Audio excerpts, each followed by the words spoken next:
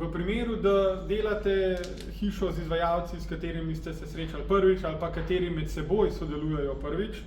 v resnici ne veste, kaj boste na koncu dobili.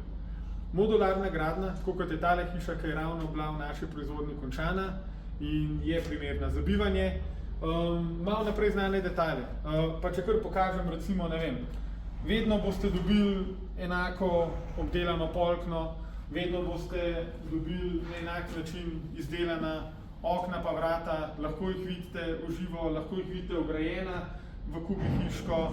in tukaj pol ni presenečen, ker so vse stvari vidne vnaprej. Pa če stopimo še malo noter, recimo, evo, tale hiška je že tudi